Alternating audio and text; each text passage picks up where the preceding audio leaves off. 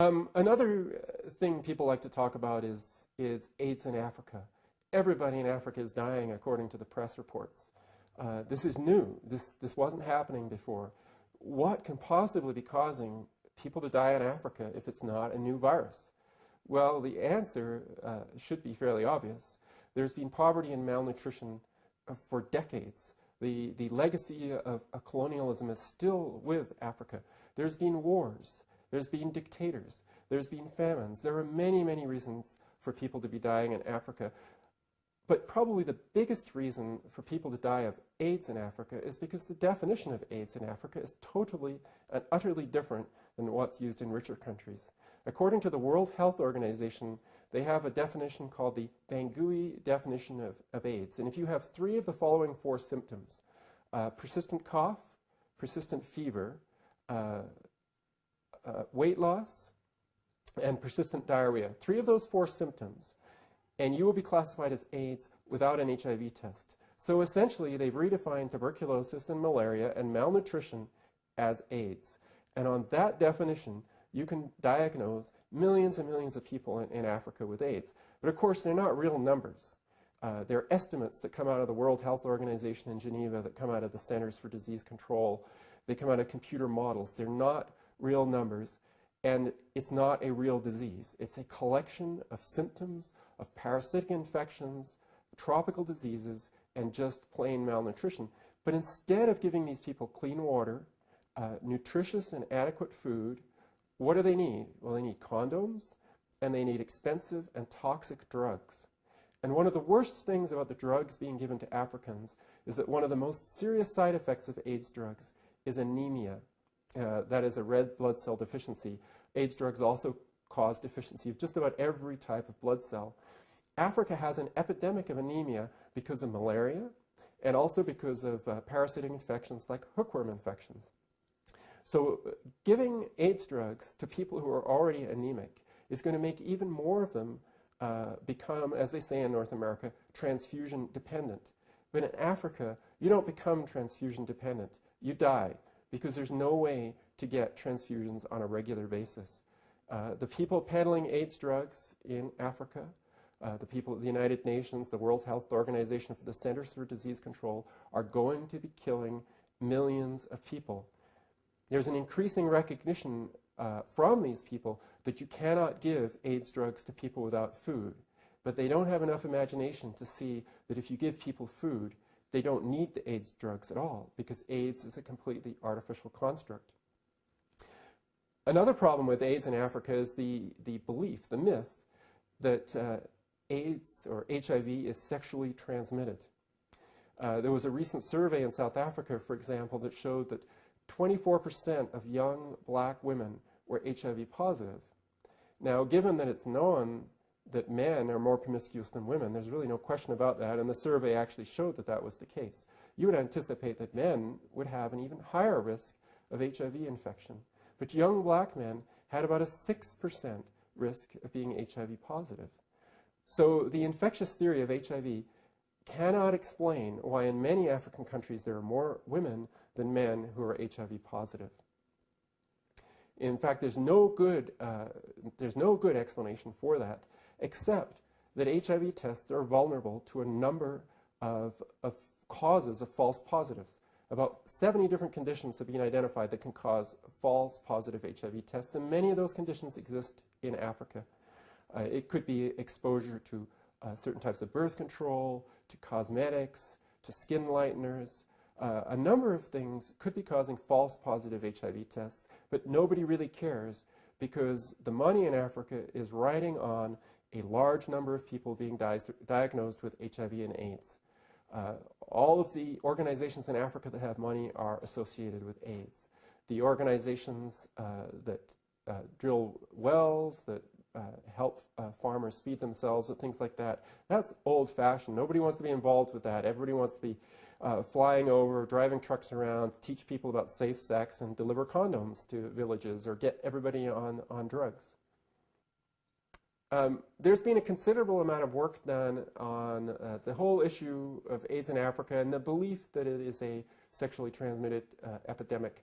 a group of scientists led by David Giselquist, and I'd like to point out that these are not dissidents, these are mainstream AIDS scientists, have questioned whether HIV in Africa looks and acts like a sexually transmitted epidemic. And their conclusions are that there are many reasons why it does not. There are babies who are HIV positive from HIV negative mothers. There are couples that are serodiscordant with one HIV positive, one HIV negative for years. There is the fact that in most countries there are more women than men who are HIV positive.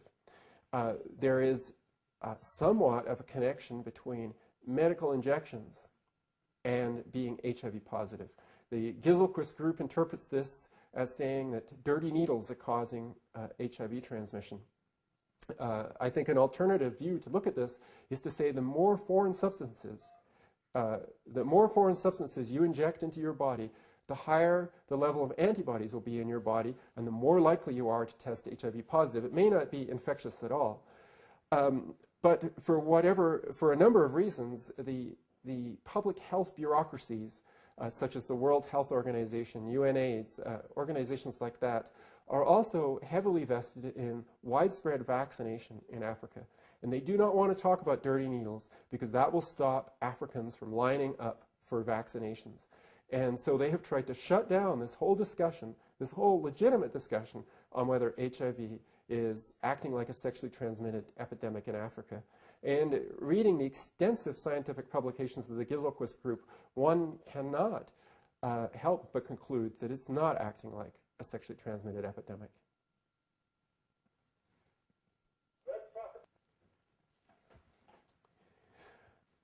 Okay.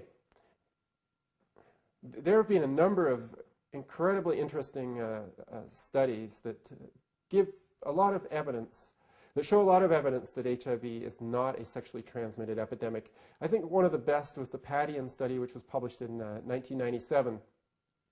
They studied a significant number of couples for about a decade. Some of those couples were serodiscordant. One was HIV positive, the other partner was HIV negative.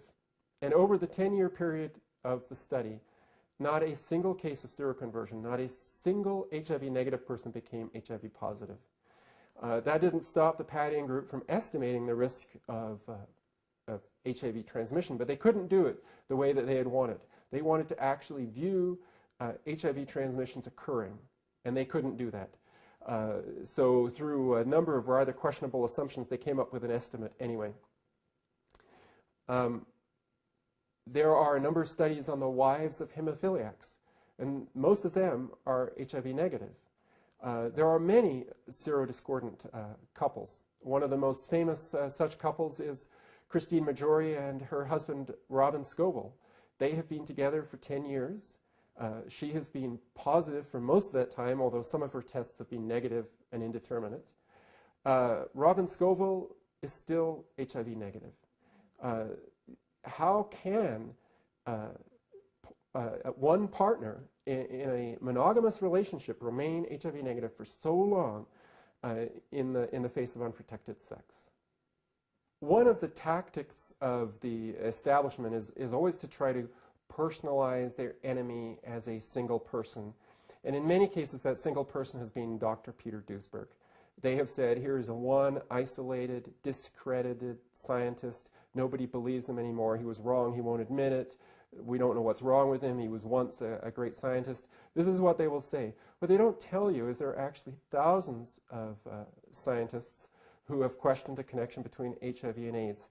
On a website that I manage, I have had a list put together of almost 2,500 scientists, doctors, academics, writers, and other people of some accomplishment who have questioned the connection between HIV and AIDS. Some of those people include Kary Mullis. He won the Nobel Prize for Chemistry in 1993 for inventing the polymerase chain reaction. PCR is what's used in the viral load test. Does Kary Mullis, the Nobel laureate, believe in the viral load test? No. He wrote the foreword for Dr. Peter Duesberg's book in 1996. Some of the other high-profile dissidents are Rodney Richards, who was one of the founding scientist with Amgen, one of the biggest biotech companies in the world.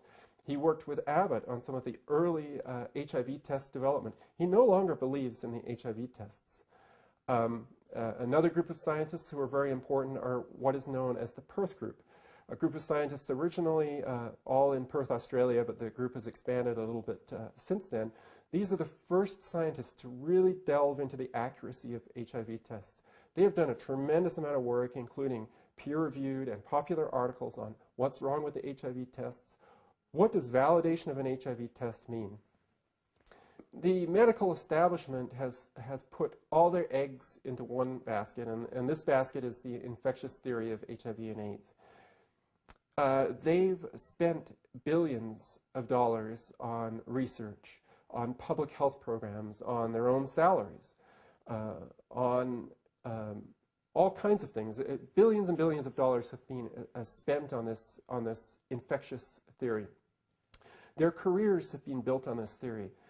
The people who are promoting the HIV equals AIDS equals death dogma are people who would not have a high-profile position if it wasn't for HIV and AIDS. Many of the charities that have grown up around HIV and AIDS would not get funding from the public if HIV AIDS went away. The prestige of these people, their positions, their appointments to universities, everything would vanish for these people. And not only that, but there would be massive lawsuits. Because not only have they wasted a lot of money, they've wasted a lot of lives. They've persuaded a lot of people to go on to drugs that killed them. Millions of people have gone on these drugs. Millions of people have suffered severe anemia and died because it was so severe. They've died from liver failure. They've died from heart attacks. They've died from these abnormal skin reactions. Millions of people have died, and if those people went into court, basically the entire medical industrial complex would be bankrupt. Every drug company that had anything to do with HIV and AIDS, which is the majority of them, would be bankrupt within a couple of years. They could not afford to pay the damage that they have done.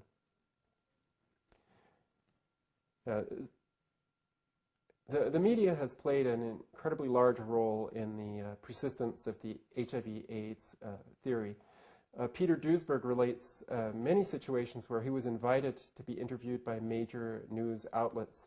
It was canceled at the last minute, and instead of Peter Duesberg, viewers would have seen Tony Fauci from the National Institute of Health or one of the other big mainstream AIDS advocates. The media has a really big problem, and I think it stems from the fact that most journalists are not really highly educated in science. So they have a bit of an inferiority complex. So when they go up against somebody who's running, a top AIDS research establishment, and that person is yelling and saying these people are dangerous and they should not even be on the air, because if you let Peter Duesberg or the Perth Group or Rodney Richards talk, it's dangerous and people are going to die. The media is easily intimidated by those kinds of things. So they have played a big role. It takes a lot of courage to stand up and say, this is wrong, I'm going to report the truth. And the truth is that if you're a journalist who says, I'm going to report the truth in today's market where a few very powerful people control the media outlets in most countries, you'll lose your job. So the media, many of them are kind of caught. If they know the truth, they can't tell it. If they do tell it, they lose their job, and then they can't tell it because they're no longer a member of the media. Another set of organizations that have played a huge role in AIDS are the AIDS activists and groups. This started amongst the gay community when they said, we want drugs to cure this viral infection. They did not want to deal with the drug abuse epidemic within their own population. It was an abuse of many drugs, but mostly inhalant nitrate poppers. They had a choice. They could either deal with the drug abuse or they could blame it on their promiscuity. And they chose to say, we're promiscuous, but we're not drug users. Instead of looking at what's the truth. The truth is that they were using dangerous drugs and that their promiscuity was not really such a big problem. But these groups managed to shut off the whole discussion of drug use amongst gay men. And of course, we know that IV drug users are obviously using drugs as well. But amongst the gay community, the issue of are these drugs dangerous was not allowed to be discussed. And if somebody outside the community tried to discuss it, they were accused of being homophobic. So the leaders of the gay community have played a large role in maintaining the viral epidemic theory and in maintaining the fiction that drugs were the only solution for AIDS.